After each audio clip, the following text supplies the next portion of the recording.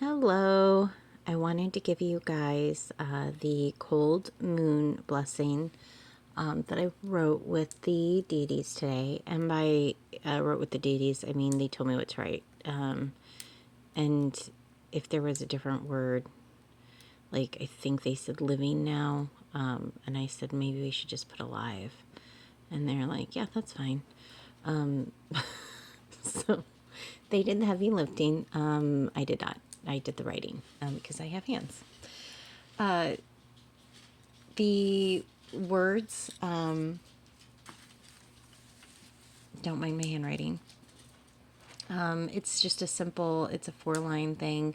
I think a lot of people, when they start getting into blessings and spell work, they think that it has to be really complicated. It has to be really fancy. I thought so as well. One of the first spell blessings, it was a protection spell, and I don't even think I finished it, but like it required like this frozen fish from Alaska. And I was like, oh my god, that's gonna make my house smell horrible. And they're like, yeah. But they meet you where you're at and go from there. I thought I needed something really complicated because I thought it was important, and so that's what they did. Okay. So what you do is you take the piece of paper, you write the blessing. You're going to say the blessing 3 times, and then you're going to fold the piece of paper towards you. Okay. I use this is actually not the blessing that I'm telling you. This is a nightly blessing that I do every night. So I didn't actually burn the words that I just wrote down. I used a different blessing that I do nightly. So I just put a little bit of rubbing alcohol in the bowl, and then I light it on fire. Now the ingredients for this, if you do not have it, it's not the end of the world. You can actually just write this and fold it towards you 3 times, and you can burn it, and that still does something. I mean, it still gives you, it does the same thing. Like I said, the triple moon goddesses, they meet you where you are at. I think all of every single deity that I have worked with, they meet you where you are and they will grow with you. So never think that you're not enough, or you don't have enough, or you have to have something special in order to be able to perform a blessing.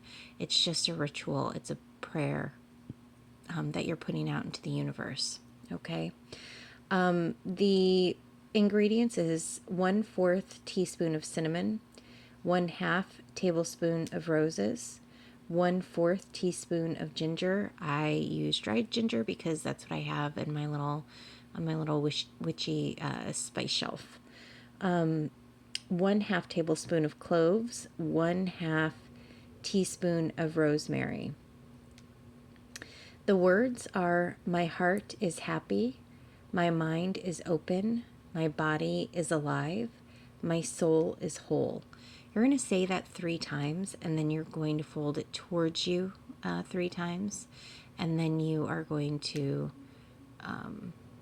you're gonna light the fire. You can actually start the you can actually already start burning the herbs if you want. It takes a little bit for them to go because there's a lot of cloves in there. You know what? The blessing that I'm doing in this video, there are things on there. There's more ingredients in there, so it does take longer for it to burn. I would write it and then light the blessing and then say the blessing and then fold it towards you, and then add it to what's already burning.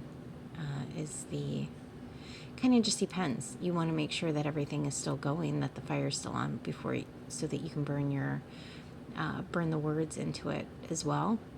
But to each their own. It kind of just depends. There's a lot of cloves in there, so it would probably still be on fire. It's not like this takes very long. But it's up to you. I would like to point out to everybody, because I am going to be specific, I am going to post a video on protection.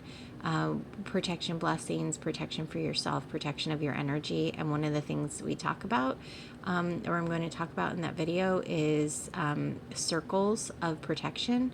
I would like to point out that my blessing bowls, you see the one that's burning, and then there's another one that's right by it, because I actually do 2 blessings every night. And I don't use the same dish. I use separate dishes. If I'm traveling, then I'll just use one. It's not a big deal. You do one and then the other. But these ones, I just keep them in their own little dishes, and then I keep the ashes in there all day until I empty them out the next day. But I would like to note that it is an assault ring.